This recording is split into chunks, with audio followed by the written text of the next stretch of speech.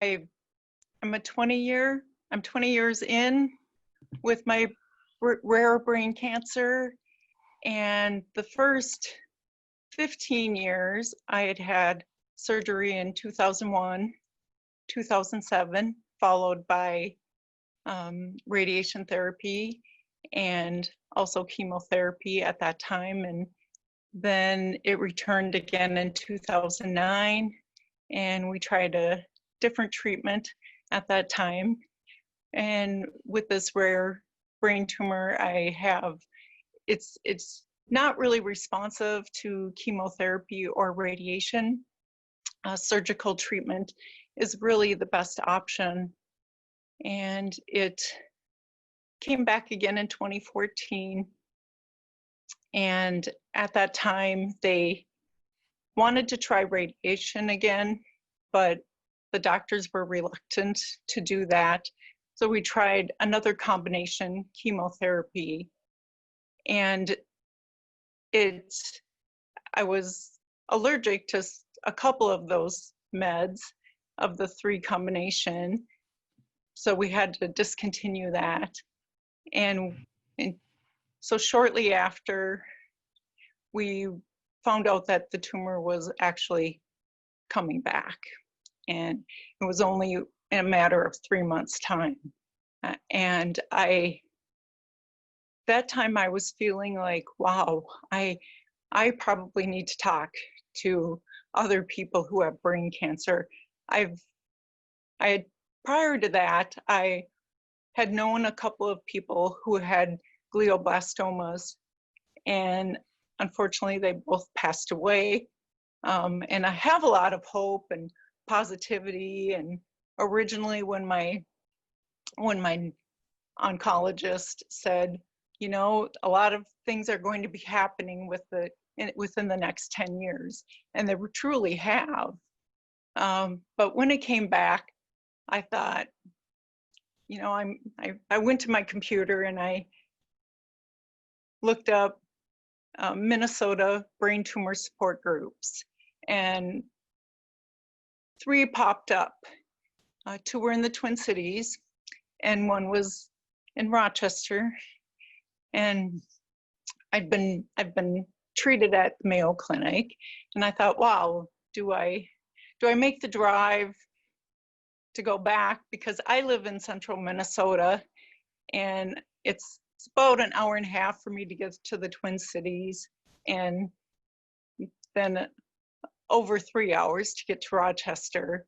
So I tried out one of the support groups in the Twin Cities, and just was didn't feel like a good fit. So a few days later, the Rochester Brains Together for a Cure was holding their support group, as they do every 3rd Saturday of each month. And I went there, and I was so glad that I did, because it just really fit what I needed to hear. And luckily I did, because they've been with me now for the last 5 years.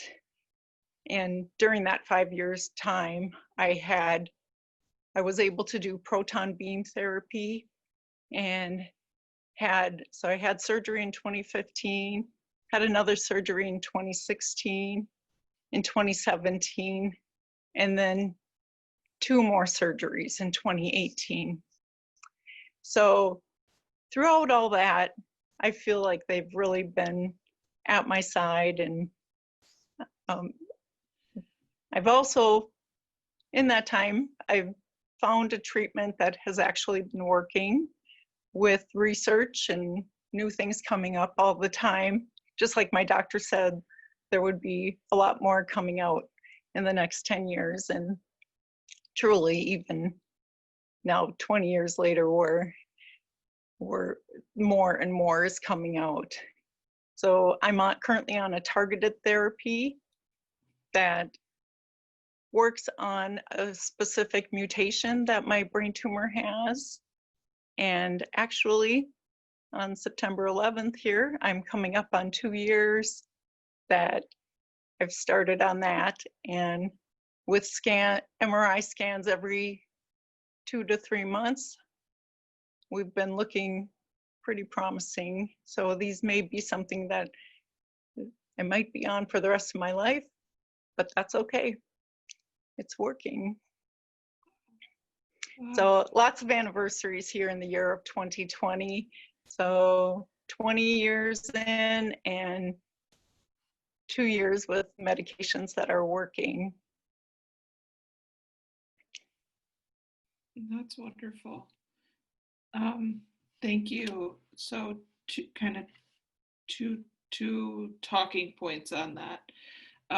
My day to do it. So we typically, since support group starts at 10 in the morning, we do have to leave relatively early to get there. And when I've gotten there, sometimes I'm there just a minute before, but we get there. I've kind of said through I'm kind of like the mailman through rain and snow and ice, and I show up. And the reason I show up is because sometimes it's not them helping me as much, but the fact that my story is so long, I've found that I've really been able to help a lot of people along the way and share my story. And I think that's why people come, is because you want to know the similarities and maybe what's ahead on the path versus, just kind of listening from your doctor's perspective, but knowing how it might feel for you personally as a patient. There definitely have been times where I've needed help myself, but I think I get the most gratification knowing that I've been able to leave support group having maybe given some perspective. And my husband says the same thing, because he typically comes, and the great thing is that they do have separate times for both the caregivers and the patients themselves. And also the fact that we have a physician who's there to talk to us about maybe what your treatment might look like, and if you have some specific questions for yourself, those are able to be answered too, and in a manner. My husband always appreciates the analogies that Dr. Gives to make it something that he can understand. But we've always, even though we have that idea, yes, we know it's going to be a long day, it's going to be a long drive, we typically leave there going, that was worth it.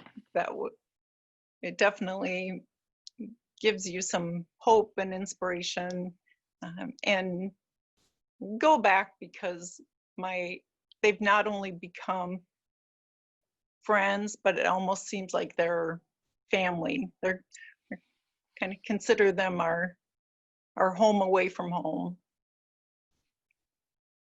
Diagnosed with my rare brain tumor, I remember being at St. Mary's Hospital and getting up in the middle of the night, because the name of my tumor is called an anaplastic pleomorphic xanthoastrocytoma. So a mouthful on its own. So I went to the family lounge, and this is before iPhones and that you could have a computer in your hand. So I went to the family lounge and to the computer that could be used for family and patients, and I typed in my tumor's name, and all that came up was the Wikipedia definition. It said that it was first found in 1979, and talked about it being really rare, and that 1% of all cancers are of this type.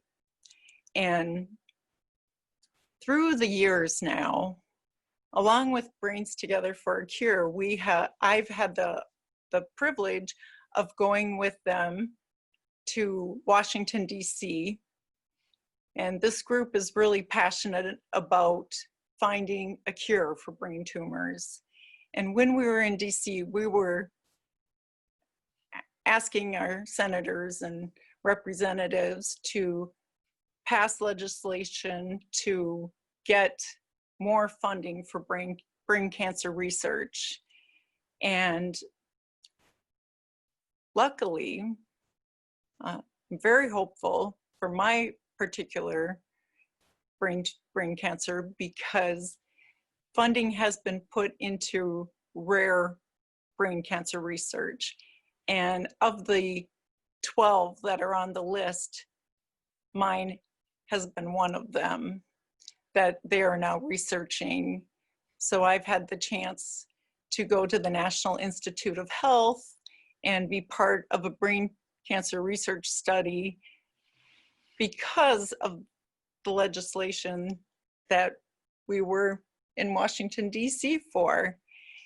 I remember when I met with the physician who's heading up that study, he asked me a very similar question. And I said, I feel like it's now come full circle, where I went from being in that little family lounge to now sitting in front of a physician who is working specifically for my brain cancer. And the fact that I had a small part in getting the funds to get me there, I just think it's pretty cool. And it's wonderful that this community from Rochester, Minnesota, that they are so passionate about finding a cure that they will go to all links. So not just for the Mayo Clinic doing research, but trying to push it forward nationally as well.